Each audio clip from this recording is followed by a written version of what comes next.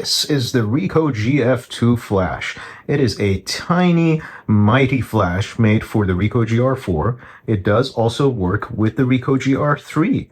It rocks its own battery inside, which you can charge through this USB-C port over here, so it doesn't pull from the battery on your camera. It has a on and off button that functions by press and hold, and once it's on, you can test it by doing a single press. There you go.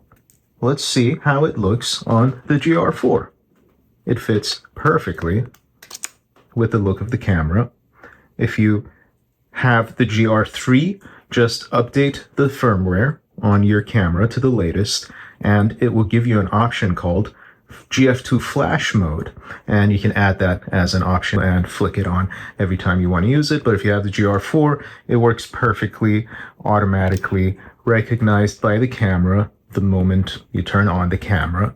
And if you have the flash on, it means it's going to fire the flash. So let's go ahead and do a little test. There you go. Automatically exposed.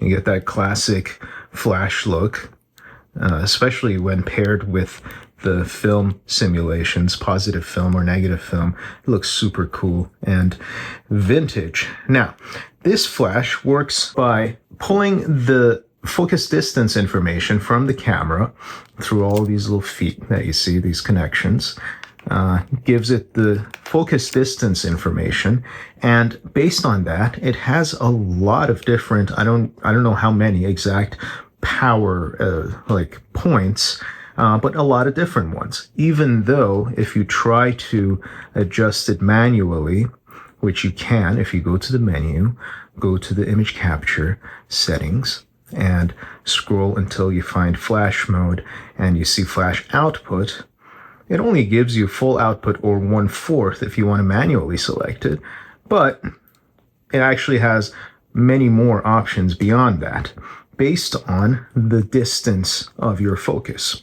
For example, if I focus on this computer iPad that's over here, it's very close, it's going to fire a mini flash, a tiny little pop, because of the distance. However, if I tell it to shoot at infinity, even though we're so close, this is like a 1.5 meter type of a distance, the flash will be much stronger than, so we had it here properly for, this distance.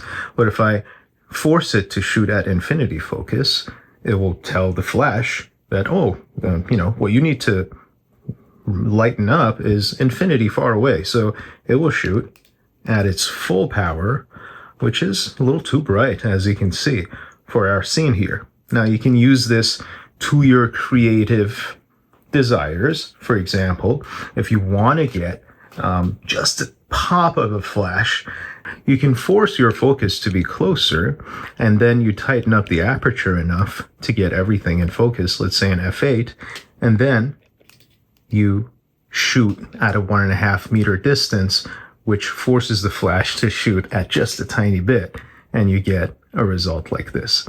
I think this is a really cool, creative way to control this flash. And look, even though, we had 1.5 meters is actually a good enough distance for this anyway, but stuff that are further away are still in decent focus because I changed this to f8.